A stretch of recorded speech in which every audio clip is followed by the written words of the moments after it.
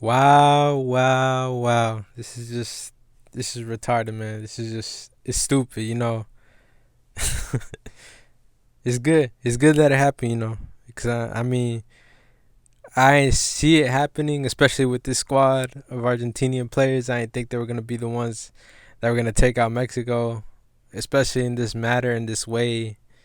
And just like the first half, you know, how embarrassing, you know, 4 goals to 0 in like the first half, a hat trick also by Lautaro Martinez, and man, just the embarrassment, the stepping of the throat of just the Mexican fans, just the Mexican people is just it's insane, you know. I don't I'm like speechless. I don't even know what to say. But like all credit to him. All credit to Argentina. All credit to Lautaro Martinez because this guy just he provided a masterclass, you know. This is how you make an impact. This is how you are the guy that every team wants now. Or I don't know. I can't even explain it, you know. But like this guy, he's like no Messi, no problem. No Agüero, no problem. No Di Maria, no Dybala, who whatever. You know, he's like I'm gonna make a name for myself because I know I'm worth the big amount of monies that's going around these days and whatever. And I don't care who's in front of me. I don't care if Mexico's in front of me. I don't care whatever. This guy just showed his class, you know, this masterclass by him. Like those 3 goals, the first goal especially, just showed his class how he could just hold up the play, how he got the ball. 3 players were on him. He pushed Araujo out the way and he just slotted it to the other post so easily, man. And that's what makes me mad. This game was more of merit of just how bad Mexico was defending than just how good the Argentina was, because this is like a B team. This ain't even the real team. Imagine we played the real team, it would have been like a A0. Like no cap, not even lying. Like this is it's just retarded, you know. But like all merit to Lautaro Martinez because he really did make a name for himself, and like I knew who he was before. I saw him in the Copa America. He was the guy other than Messi and Aguero scoring, and Aguero really didn't even do anything. But for me, if he's gonna be keeping up this pace, keeping up this rhythm of like scoring goals, especially like this, like making a name for yourself, having a hat trick in the first half, like I saw the stat that they said like this hasn't been done since like the 1990s. I mean not 1990s, but before that, you know, way back in the day. But I'll merit to him, you know. He's a real forward. He's in Inter Milan. He's like out there, and he's gonna be fighting for his spot as well with Lukaku in Inter Milan because they put the big money signing on him. But like they believe that he's gonna be one for the future, and they voted to keep him instead of Icardi. So I don't know.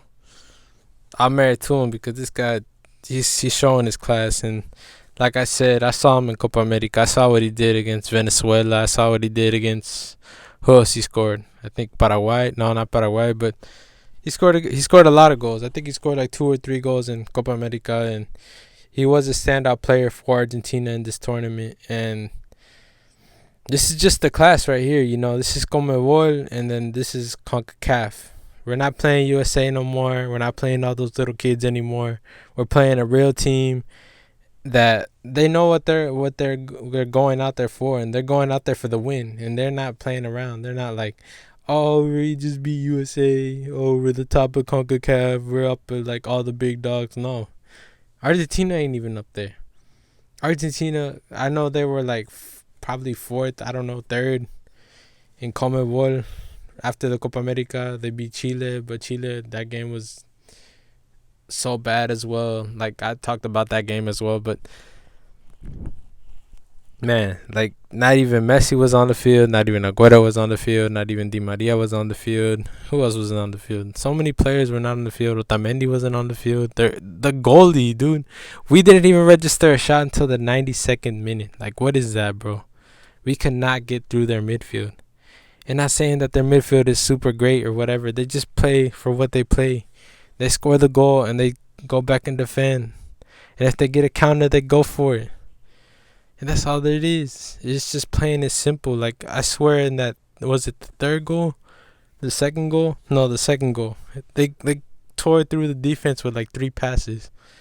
And like it was even help with Araujo, but those passes were exquisite. They were spot on. They knew what they were doing. They know what they're playing for. The first pass, I don't know who gets it. I think it's what's his name, McAllister or something like that. I don't know. He gets it on the right, and he gets a pass and he goes through the middle, and it goes to the other person on the left. I have no idea because they're all kids.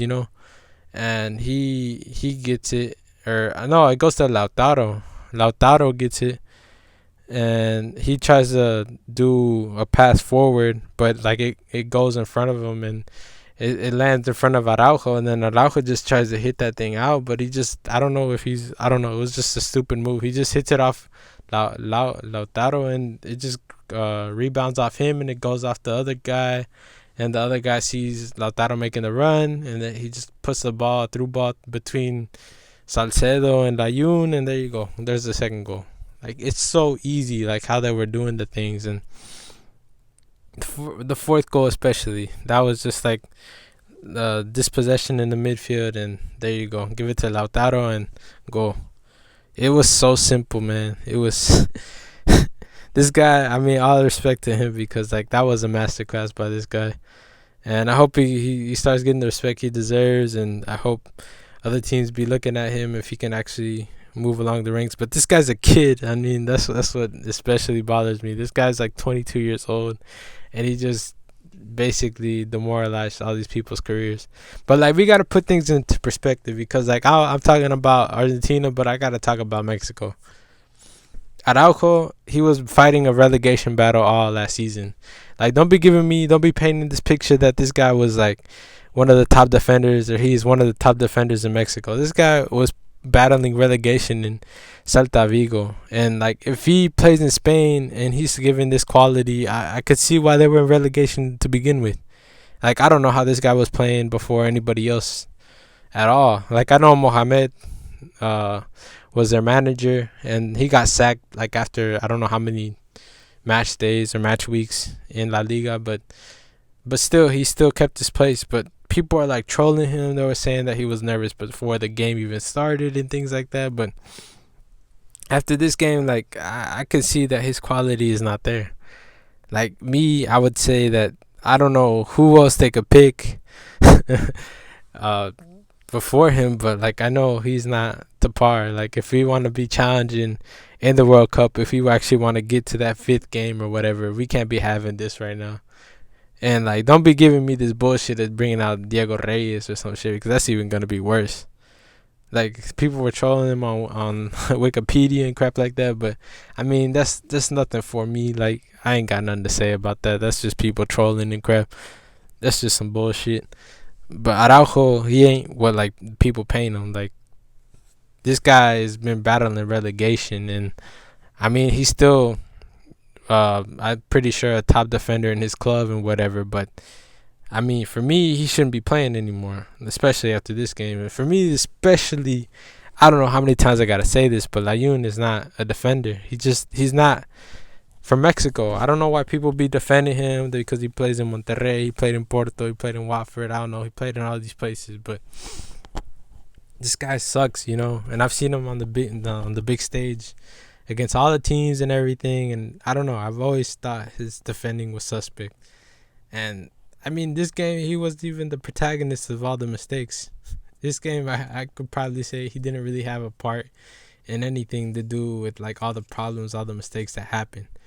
But he's still not of the quality. I mean, I know Shaka Rodriguez is probably gonna be before him, and that's gonna be the manager's main pick going forward. But still, this guy does not need to be in the national team. He doesn't even need to be selected. I remember seeing this other video from HITC Sport, whatever, where they were saying that this guy is like one of the most versatile players. Don't even give me that bullshit, because this dude sucks. Same with Salcedo, Salcedo, I was hyping him up. I thought he was pretty good because he was in Fiorentina. He was in, where was it? Eintracht Frankfurt. He won with like Marco Fabian and whatever. But this is why these players can't stay in Europe. Most of these pundits that are Mexican, they paint like these guys that they're the most they're like the best that Mexico has to offer. Like, look where the teams where they played. They played in like middle class, mid table teams. They ain't playing no top team, and they didn't even make it. They didn't even stay in Europe. So that's why I gotta say, most of them be paying them out like they're the biggest thing that happened for Mexican soccer and whatever. But like they're trash. They can't even last in the main stage. They can't even last in Europe. There are good players and there are youthful players that are coming up through the ranks in Mexico, but you could see the same problems. The problems that were happening with Osorio,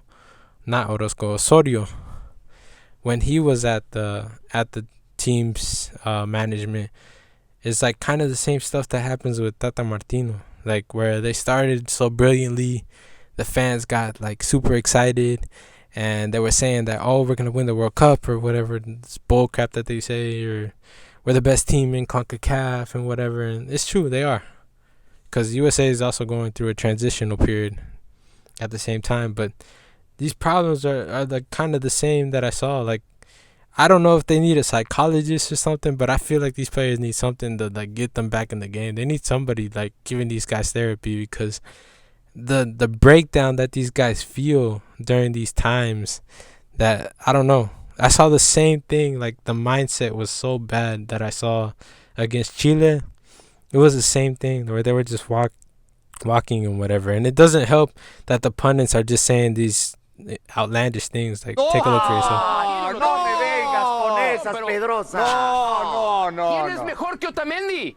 Araujo. ¿Quién es mejor? Araujo. ¿Héctor Moreno es mejor que Otamendi? Salcedo. Sí. Salcedo. Araujo es mejor. Sí. Por Dios. No. ¿Han visto un partido del Manchester City en su vida ustedes de verdad? Sí, y no juega Otamendi últimamente nunca. Néstor Araujo. Y no juega nunca Otamendi. Fue suplente la temporada pasada con Guardiola. ¿De dónde sacas el valor para decir semejante barbaridad? ¿De dónde lo saco? Velos jugar, Mauricio Pedrosa. Ponte los lentes. Ponte los lentes rojos para que puedas ver cómo juega Otamendi y cómo juega Araujo. Néstor Araujo mejor que Otamendi. Se regresó. Man, I'm just like that guy.